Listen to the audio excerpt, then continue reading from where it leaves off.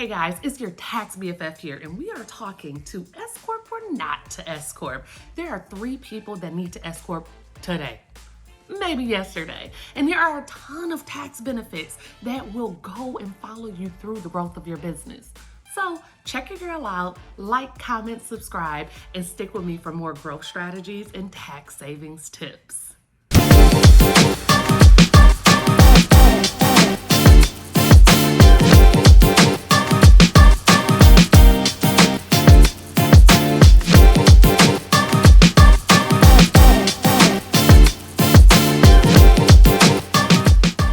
Of course, we're going to be talking about taxes, talking about this whole business thing, and just making sure that you guys get a good understanding of what type of business entity is actually going to save you on taxes. So I'm a few minutes behind, so I'm just going to jump right in. Of course, you know I'll have it on my page, and I'll also get it uploaded on YouTube. So welcome. We're going to talk about to S-Corp or not to S-Corp. And this is something that has so many business owners in a chokehold. A lot of you are trying to figure out things. You're trying to get organized, and it's just too much information. And I get that. But I'm going to give you all of the reasons why you need to be doing your research and exploring this as an option. Number 1, the biggest myth that every business owner that comes to me when they're first starting up is, should I get an LLC so I can file it on my taxes? LLCs do not save you a dime on taxes. LLCs are asset protection entities, period. They just establish your business as a separate entity from your personal, meaning that if someone wants to sue you, they will sue the business and the assets in that business, and they won't be able to hold you personally liable for what the business did. So LLCs are great. They don't save you a dime on taxes. You as a sole proprietor, you just selling something on the side, you kind of throwing up something on Etsy and seeing how it does.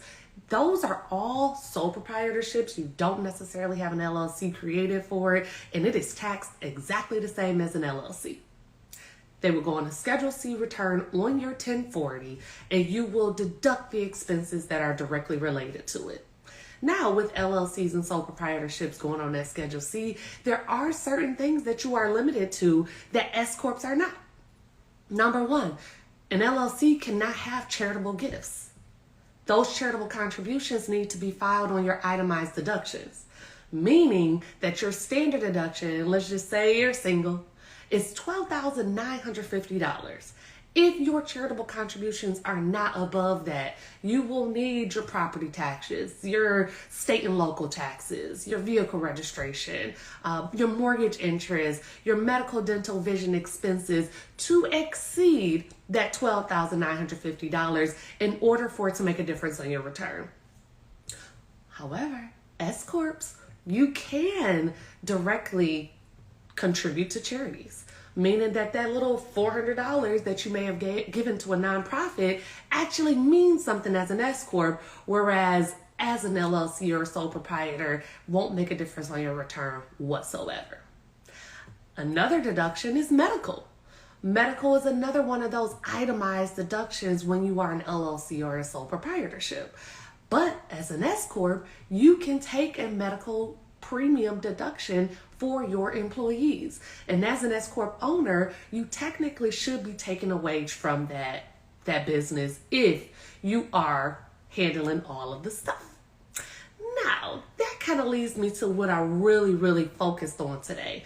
Passive income is one of the most beautiful things in business. It's one of the most beautiful things in life. This is, in our minds, the income that you make when you're sleeping.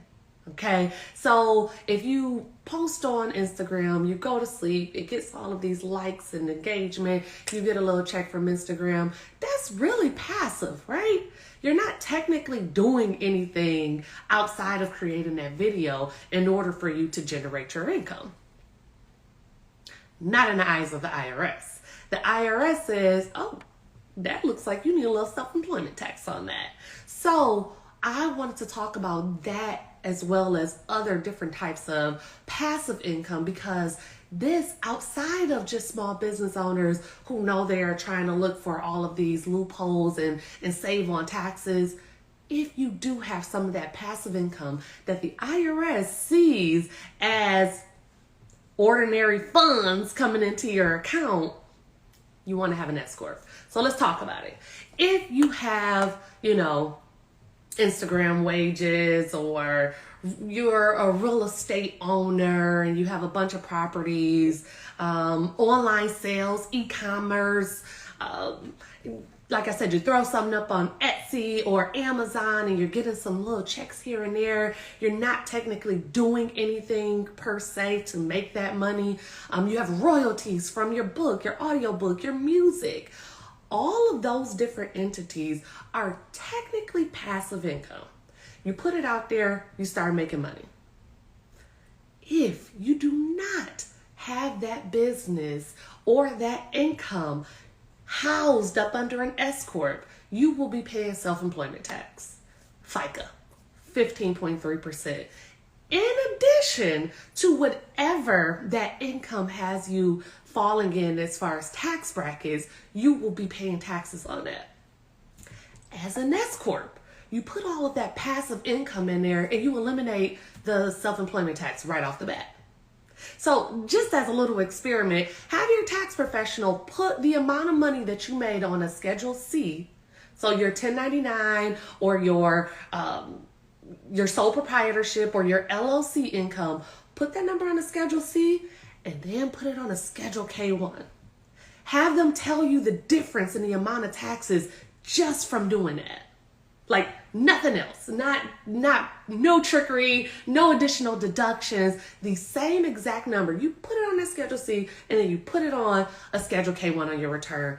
See that number, for most people, is going to save you $5,000, $10,000, $15,000 instantly, because it is taking away that self-employment tax.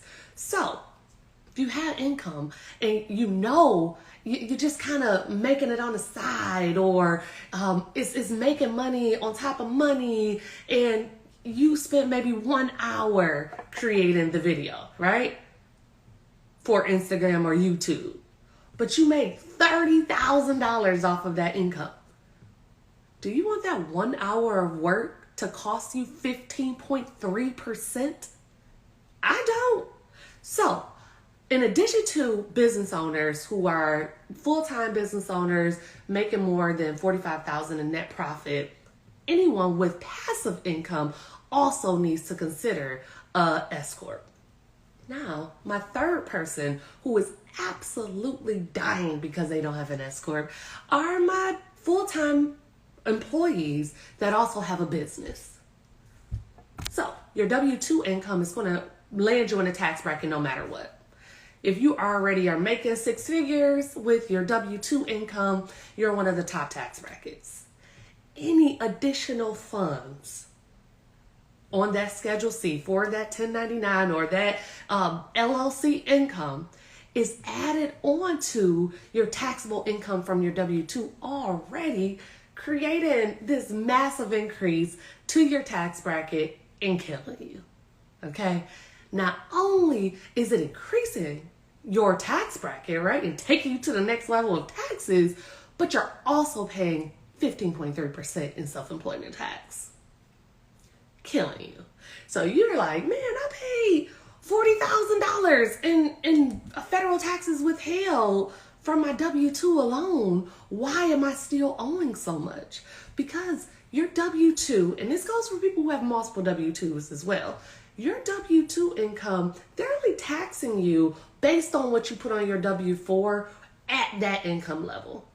If you did not indicate that you have another job or another business and have this additional income out here and may possibly have more money than you're actually making on that one W-2, that one W-2 will never pay the amount of taxes that you actually need.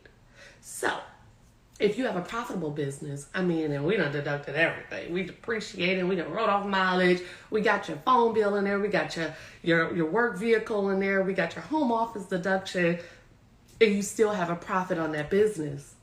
It is just increasing your W-2 wage already So a lot of you, I've talked to so many people where they have a net profit of just $4,000, right? Because it's just a side hustle, something they're doing on the side, $4,000, and it took them to the next tax bracket. It goes 12%, 22%. That's a huge, huge percentage gap. So if that little $4,000 may potentially take you to 22% or to 35%, it is something you want to consider. Now, for the people who are like, I know I talked about rental property owners being in that passive income. You're kind of just making money while you sleep, right? You collect your rent on a monthly basis, you get your money, and you keep it moving. I want to make a very special note about Airbnb owners. That is a short-term rental, right? You're not typically Airbnb-ing your space out for a long period of time. However, there was an IRS notice stating that they will look at that Airbnb income as a long-term asset if you don't do anything daily. So you can't be like cleaning the house daily or having any type of concierge type of services. You are just putting that house or that room or that apartment or whatever on Airbnb or VRBO or all of those, right? You're putting it on there. People are booking it out. You make sure that they get in. You make sure it's cleaned up after they leave. If you are doing that, that is considered a long-term asset and is used like passive income. Passive income is so great because you don't pay self-employment taxes on it. So you have to get out of your head with the passive income that we all think about. We think passive income is making money while we sleep, making money while we're doing something else, not having to put additional productivity into something in order to gain additional revenue, and the IRS does not. So that Airbnb income can really be something great for you. So you want to make sure that you're properly categorizing all of the different types of income. Because if it is a long-term rental or an Airbnb, you want to be able to make sure that you are bypassing any self-employment tax on the profit of that particular property. I digress. But that is something that is huge, and I wanted to make sure that we pinpointed that, as I know a lot of people are getting into that area and in that type of business. Great moneymaker. Lots of gains, okay? I'm all about assets, period. Now, the passive income that the IRS does actually allow us passive that we don't have to put in the S-Corp. It's like your short-term and long-term capital gains. So you're buying and selling stock, dividend income, of course, any retirement income for anybody that is of retirement age, not anybody that's just pulling out of their retirement accounts before 59 and a half, because I say no. Interest income, those types of things, they are already treated as passive income. They are going on your Schedule B or your Schedule D, and you are literally taking the amount that you paid for that asset and subtracting it for the amount that you sold that asset for to assume that gain or loss. That's the name of the game. Anything else, everything else, you are looking at self-employment tax. You're looking at FICA. You're looking at an additional 15.3%, and I keep saying that because 15.3% is huge, okay? And it is too much money. Now, I've said this many of times and went into videos about this. If you are the sole owner of a business and your business services clients on a regular basis, you do have to take a wage from that business. And let's just make it make sense, right? Everything that we submit to the IRS, we are putting together a timeline, a summary, and we're making it make sense financially for them to understand how our business works. So for me, as a tax professional and an accountant, on a regular basis, I'm bookkeeping, I'm budgeting, I'm organizing and creating accounting systems for people. I am preparing taxes for small businesses and individuals. I am doing that on a regular basis. I have to take a wage from that business. I can't say, oh, these 600 individual clients and these 300 small business clients, oh, and my, 40 monthly retainer clients, in addition to my 100 quarterly retainer clients, I don't really work there. I just 100% own that business, and that's why I'm not paying no self-employment tax. That is a full-blown way to get yourself audited. However, what I always make sure of is that my net profit, after all of my expenses, my wage is a minimum of 30% of that income. That is a safe space for not getting audited by the IRS, okay? If you are taking 5-10%, you just took a $10,000 W-2 out of your business that is making well over $100,000, you are looking for the IRS to get up in your business. So let's make it make sense on the front end. Pay those employment taxes for the amount of money that you are paying yourself. And let's get everything else under that S-Corp. One very important thing, S-Corps are not a business entity. S-Corps are an election with the IRS. You are telling the IRS that my sole proprietorship, my LLC, my C corporation, my whatever wants to be taxed as a pass-through entity. You're saying, IRS, yes, the business is making all of this money, but I'm only paying myself this much, so I want to pay employment taxes only on the amount that I'm paying myself, and then I want to take the profit on the rest of that business as a corporation would. The end. So don't get confused as should I have an LLC or an S-Corp? You should have both. An LLC will protect your assets, and the S-Corp will save you on taxes. LLCs do not save you on taxes, period. I had to say that one more time. So if you think that I'm getting this LLC so that I can save on taxes, that's not really the name of the game. Now, do you want to legitimize your business in order to take a loss? Do you want to legitimize your business in order to try to strategically grow? Yes, you want to start with an LLC. Everybody who is claiming a business on their tax return, you do want to have a business bank account. This has to be the bare minimum of trying to keep your records in order. And in that business bank account, you want to make sure you're transferring funds to yourself before you pay for anything personal. You want all of the expenses, all of the income for that business going into this one account. Now, we could talk about how you are accepting payments and all that stuff later. I really don't care. You could be Cash App, Venmo, PayPal, Stripe, Square. You could do it all. I don't care. But all of it needs to be housed in this one business bank account so we can see the total income coming there. And then we want to do all of our expenses out of that account. Here's the thing that you need to know.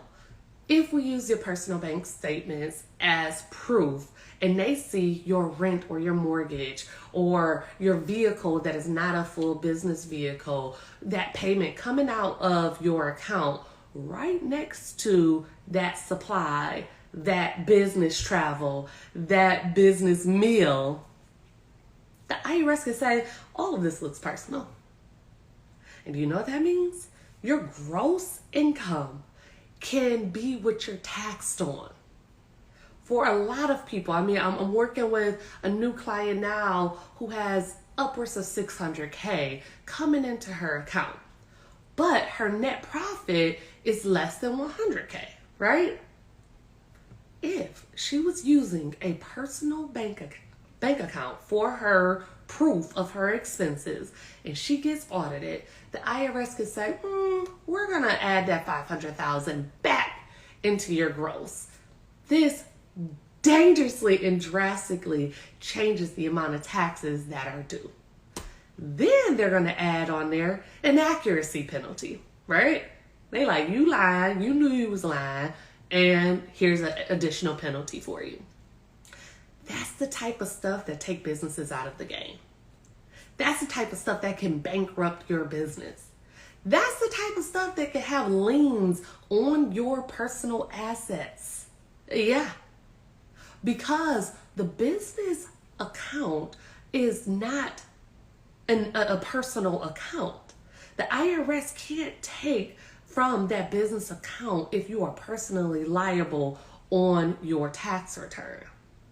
However, if you file a 1040 return, you owe $10,000, you get a lien on it because you haven't paid on it in several years, and the IRS tries to come after your bank account, which they can do, and your home, and anything else in your name, they can't go into that business bank account. So I know some of y'all wheels are turning like, oh, I need to get... Whatever the case may be, however I can convince you, you absolutely want to have a business bank account. Now, to get a business bank account, you need an LLC and an EIN.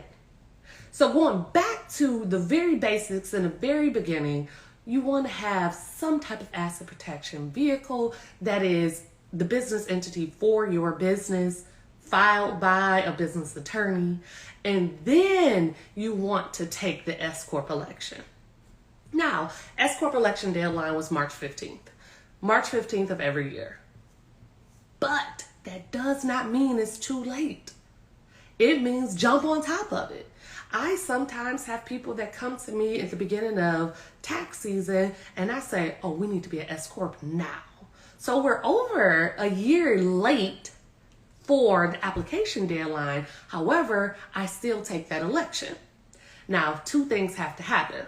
If you do take that election, you do want to make sure you are being compliant. And a part of compliance is making sure that you pay some FICA on the wages that you receive from that business. We can either do a W-2 late and get some penalties, or we can issue a 1099, get a little bit of a penalty, and make sure you're paying self-employment tax through that 1040. Either way, you are drastically changing your tax situation. So if you know that 2022, you were making some money and you like, dang, I knew I should have got on that S-Corp. Jenny, she told me to get on that S-Corp, but I missed the election date. Let's talk right now. We will submit that application with your 1120S form. So we're going to file your corporation's taxes. We're going to make sure the money that you already transferred yourself to your personal account from your business account is accounted for. And we are going to make that election for 2022. And then for 2023, I'm going to get you together. We're going to make sure that we're paying our estimated taxes throughout the year. I digress. But don't ever think it's too late.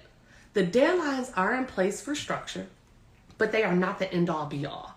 So right now, if you know you have some passive income that is starting to generate some real money, if you know that your small business, that you are the sole proprietor and a one person making all the money for the business is going to net profit more than $45,000, you need to be on an S-Corp.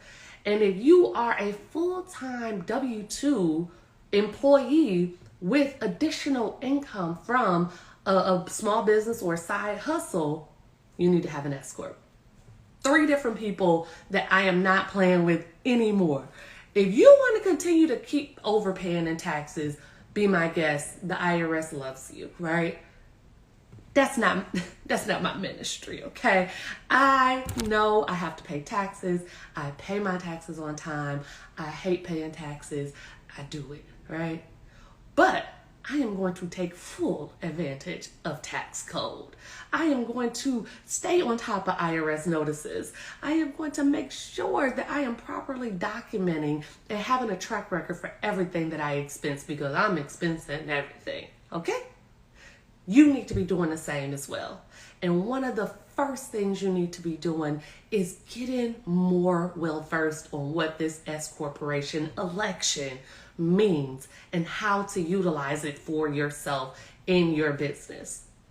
And then I just have to leave with this little tidbit of information, because I talk to business owners all the time, every single day. And some people just still don't think they're a business yet. So let's talk about it. One, if you are making money, collecting it by any means, Cash App, Venmo, PayPal, Zelle, Stripe, Square, Honeybook, 17 Hat, I don't care what you use. If you are collecting money, even if it is not a lot, and I'm using these quotes because this is what people say to me. Like, I didn't make a lot of money. I just made $40,000. Like, if you are making any money, this is the year to start getting your stuff in order. We dodged the bullet on the IRS pushing back those 1099Ks for everybody with $600 in transactions or more, right? But that is coming 2023. 2023 tax season, you will see a lot more tax forms for those funds that you are receiving from all these different entities. Start right now protecting your business, protecting your personal assets, and protecting your pockets by saving on taxes. Account for that money into a business bank account. Make sure you understand what expenses are deductible and you are taking full advantage of them.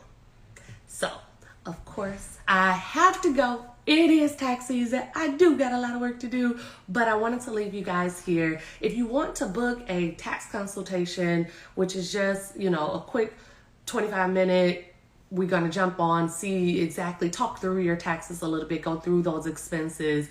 You could do that for sure. Or a business consultation where we actually dive in for 45 minutes and you bring me. You pick my brain. We can share screens. We can go through your numbers. We can really put some things together. Both of those can be easily booked at taxteamservices.com/book appointment. I definitely do tax planning sessions all year round. I can't stress this enough. A lot of you are coming during tax season trying to figure out last year when we should have been figuring out last year. Because really there's nothing you can do about it during tax season. Tax season, I'm just saying, hey, provide me with what you did. If we plan in advance, we can then go through what exactly will reduce your tax liability. What do you need to contribute to? Where do you need to put money? What expenses do you need to be taken out of the business account? And then we can prepare to make sure that our tax liability is as low as possible during tax season or taken care of with estimated tax payments. April 18th is not only the deadline for your 1040s to be due in your C-Corps, but it is also estimated tax time. So while you're thinking that you're waiting to the last minute to finish your 2022 taxes, you really need to be preparing for 2023. I also have a coaching program that I love. We go through organizing, budgeting. We go to creating an accounting system for you. You really walk through all sources of start to finish in business by utilizing and finishing up whatever you've already started. So you've already started trying to keep track of things, right? You got an Excel sheet, you got a business bank account. I'm going to help you evaluate those numbers so that we can strategically grow and save on taxes. And I also have monthly and quarterly retainer clients that work with me to get their bookkeeping up to date, make sure that they're properly filing and categorizing and keeping records on track, as well as making those estimated tax payments, paying themselves properly, and all of that good stuff. So, if you don't think you need an S-Corp after today, I don't know what to do with you. Definitely click the link in my bio. Head over to taxteamservices.com/book appointment and let's talk. Let's jump on a call. Let's talk through what will be the best plan of action to get your business in order. Thank you for joining me today. I'll talk to you soon. Have a great day, everybody.